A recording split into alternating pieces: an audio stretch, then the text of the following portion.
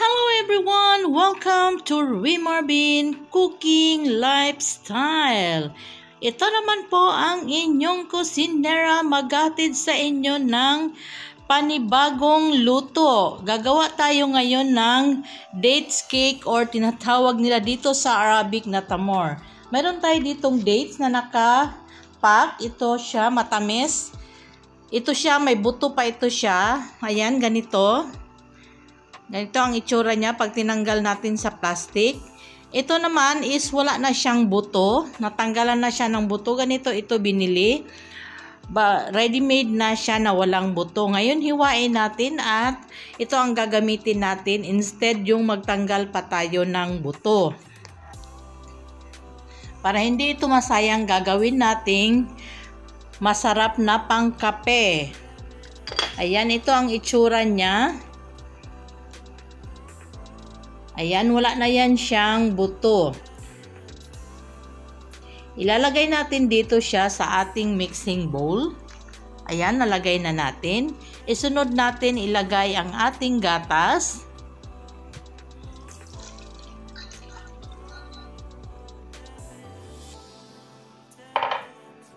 Ang ating oil or ang ating mantika, pwedeng gumamit ng butter, melted butter. Maglagay tayo ng sugar. Ang sugar is pwedeng ma-adjust dahil matamis na yung ating dates. Tapos atin lang yan siyang i-hand blender. Pwedeng gumamit ng kung may talagang yung blender. Ayan, i-blend ko siya kasi may buo-buo pa yan siya. Hindi man yan siya totally na mashed. May buo-buo yan, tinanggalan lang ng buto. Ayan, ito tapos na nating na blender. Ito ang kalabasan or consistency. Ngayon, magdagdag tayo dito ng itlog. Large egg ang ginamit natin. Bali, 4 na itlog ang ating gagamitin dito. Ang itlog is naka-room temperature na po yan siya. Ayan, ang gaganda ng hugis ng yolk ng ating itlog dahil fresh na fresh from the farm. Ayan, nalagay na natin. Atin lang siyang i-mix hanggang mag-well combine sa ating dates mixture. Ayan, o tingnan nyo, may buo-buo pa nga yan siya na konti. Pero no worries kasi pag naluto yan is masarap rin, may nakakagat tayong dates or tamar na tinatawag nila. Masarap ito sa gawa, Arabic coffee nila or pwede rin sa ating coffee pang merienda. Then, dito dagdag tayo ng 1 teaspoon ng coffee, 1 teaspoon ng cinnamon, 2 tablespoon na cocoa powder. Any cocoa pwedeng gamitin at saka pinch of salt to balance the flavor. Ang ating cocoa at saka coffee ay pangpadagdag sa kulay or yan ang magbibigay kulay sa ating dates cake. Ang cinnamon naman is pampa-enchant flavor sa ating dates cake para lalong sasarap at malasahan talaga natin yung linamnam ng tamar or tamar.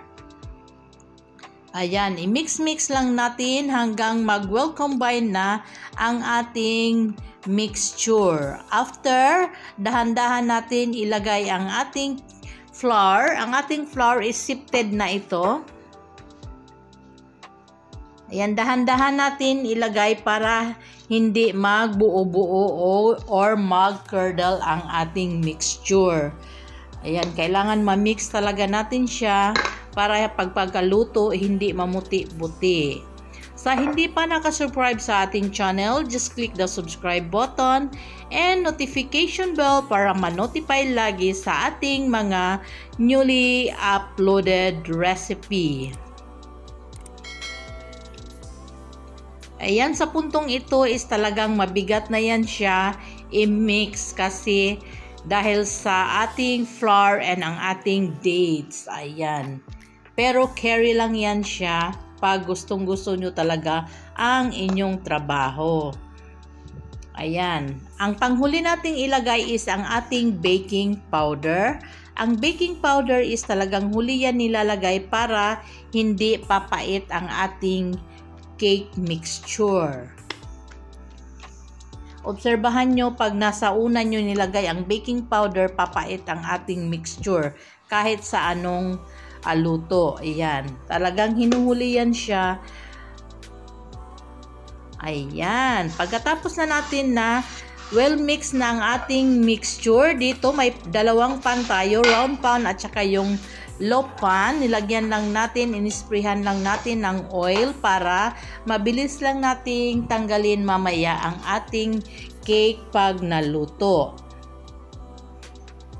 Tapos pag maglagay naman tayo ng ating cake mixture sa ating round pan is mga 3/4 lang kasi aalsa pa yan siya at hindi aapaw ang ating pagluto pag naluto na ang ating cake. Ayan. By the way, ang ating oven is na preheat na yon. Ayan. Kailangan talaga pag nagganito tayo is talagang on time nating i-preheat ang ating oven para maganda ang kalabasan ng ating niluluto palagi. Ayan. Then, atin lang i-flatten. Tapos, atin yan siyang itap para matanggal yung kanyang excess air sa loob at gaganda ang pagkaluto. Pagkatapos ng round pan, ito ang ating loaf pan. Yan. Ilagay natin ang ating tirang mixture. Ito ay para sa amin na. Yung isa is para sa amo. Ayan. I-flatten lang din natin. Tapos itap lang natin at linisin ang gilid para maganda ang kalabasan. Ayan. Ang ating oven is nakaset sa number 4. Then at pagtapos nating ilagay sa loob, iset natin ang ating timer sa 60 minutes. Ayan. Kailangan 60 minutes, 45 to 60 minutes ang pagluto natin. Ayan, while niluluto natin ang ating cake, gagawa tayo ng kanyang toppings or kanyang sauce na ilalagay mamaya sa taas para lalong sasarap ang ating panghimagas. Ayan, ang thick cream, bali 4 na kutsara. Then, ito ang ating liquid cream or all-purpose cream, bali 2 kutsara. I-mekos-mekos lang natin. Tapos ito ang ating condensed milk. Bali 1 kutsara lang para hindi masyadong matamis dahil matamis na ang ating cake. Kung sa hindi pa nakasubscribe sa ating channel, just click the subscribe button and notification bell para always ma-notify sa ating mga newly uploaded video. Ayan, ito ang ating sauce or cream mixture para sa ating toppings. Then, nagdagdag tayo dito ng cream cheese. After 60 minutes, ito na ang ating date cake. O, diba? Fluffy siya. Ilalagay na natin siya dito sa ating serving plate.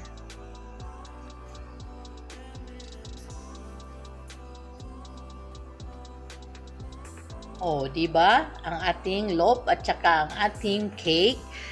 Then, yung ating cream mixture nila, wala tayong piping bag. Nilagay ko na lang siya sa plastic at binutasan ng konti. Tapos, bago natin ilagay ng ganito. O, diba? Atin lang yan siyang i-ganyan-ganyan, spread para malagyan lahat. Ayan, kailangan madiskarte tayo, walang piping bag, gamit ng plastic.